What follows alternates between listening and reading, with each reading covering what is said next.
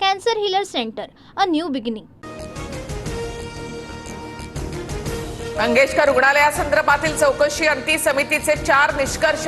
रुग्णाच्या मृत्यूमुळे आलेली निराशा आणि ॲडव्हान्स मागितल्याच्या रागातून दिशाभूल करणारी तक्रार. जमेल तेवढे पैसे भरून ऍडमिट होण्याचा सल्ला पाळला नाही असाही दावा.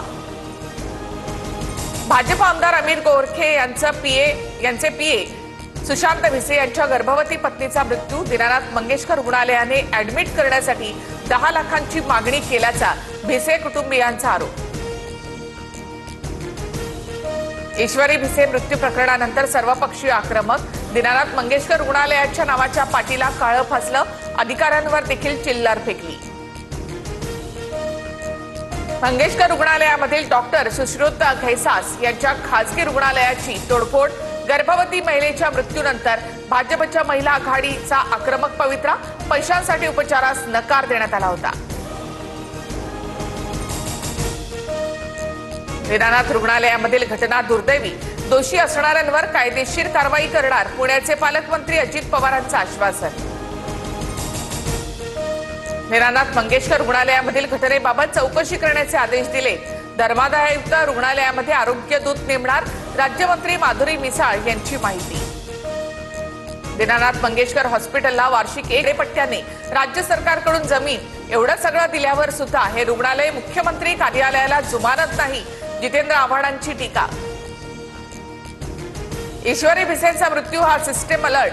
खासगी रुग्णालयांच्या मनमानीला आळा घालणं अत्यावश्यक. दोषींवर कठोर कारवाई करा. राज्यसभा खासदार सुनेत्रा पवारांची मागणी. लोकसभेनंतर राज्यसभेतही वक्फ सुधारणा विधेयक मंजूर. वक्फ सुधारणा विधेयक आता राष्ट्रपतींकडे पाठवलं जाणार. प्रत्येकाच्या प्रतिष्ठेला प्राधान्य देण्यासाठी वचनबद्ध. कायदे पारदर्शकता वाढवतील आणि लोकांच्या हक्काचं संरक्षण होईल. वक्फ सुधारणा विधेयकाच्या मंजुरीनंतर पंतप्रधान मोदींची पहिली प्रतिक्रिया. वक्फ सुधारणा विधेयकाच्या मतदानावेळी शरद पवार गैरहजर.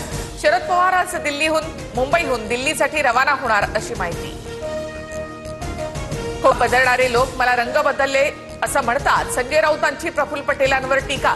तर माझ्या चारित्र्यावर बोलण्याआधी शरद पवारांकडून माहिती घेतली असती तर बरं झालं असतं, पटेलांचं उत्तर. प्रताप सरनाईक आणि अजित पवारांची भेट. एसटी कर्मचाऱ्यांच्या पगारासाठी निधीची कमतरता पडणार नाही, अजित पवार यांची ग्वाही. भेटीनंतर सरनाईकांची प्रतिक्रिया. मणिपूरमध्ये राष्ट्रपती राजवट लावण्याचा प्रस्ताव राज्यसभेमध्ये मंजूर. मणिपूरच्या मुद्द्यावर विरोधी पक्षांनी राजकारण करू नये. गृहमंत्री अमित शहा यांचं विरोधी पक्षांना आवाहन. Cancer Healer Center, a new beginning.